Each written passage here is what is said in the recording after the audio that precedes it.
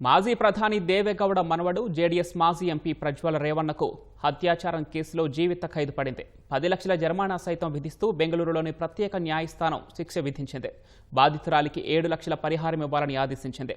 తీర్పు సమయంలో బోరున విలపించిన ప్రజ్వల్ తనకు తక్కువ శిక్ష విధించాలని న్యాయమూర్తిని ప్రాధేయపడ్డారు. అత్యాచారం కేసులో జేడీఎస్ మాజీ ఎంపీ ప్రజ్వల్ రేవణ్ణకు జీవిత ఖైదు పడింది. ఈ మేరకు బెంగళూరులోని ప్రజాప్రతినిధుల ప్రత్యేక కోర్టు శిక్ష ఖరారు చేసింది. న్యాయమూర్తి సంతోష్ గజానన హెగ్డే ప్రజ్వల్ రేవణ్ణకు 10 లక్షల జరిమానా కూడా విధించారు. ఇందులో బాధితురాలికి 7 లక్షల రూపాయల పరిహారం ఇవ్వాలని ఆదేశించారు. 2021లో గన్నిగడ ఫామ్ హౌస్ లో ప్రజ్వల్ తనపై 2 సార్లు అత్యాచారం చేశాడని పని మనిషి గతేడాది పోలీసులకు ఫిర్యాదు చేసింది. ఆ ఘటనను వీడియో తీసి బెదిరించాడని ఫిర్యాదులో పేర్కొంది. ప్రజ్వల్ తల్లిదండ్రులు తనను అపహరించి బెదిరించారని బాధితురాలు ఆరోపించింది.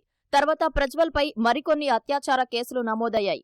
దీనిపై ప్రత్యేక బృందం దర్యాప్తు చేపట్టి 1632 పేజీల ఛార్జిషీట్ దాఖలు చేసింది. విచారణలో భాగంగా 113 మంది సాక్షులను విచారించింది. ఈ కేసులో 14 నెలలుగా జ్యుడిషియల్ కస్టడీలో ఉన్న ప్రజ్వల్ను న్యాయస్థానం శుక్రవారం దోషిగా తేల్చింది.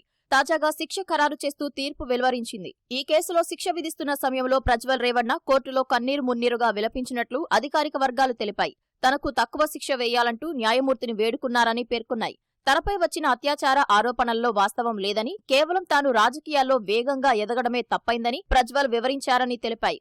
శుక్రవారం దోషిగా తేల్చిన తర్వాత కూడా ప్రజ్వల్ బోరున విలపించారు.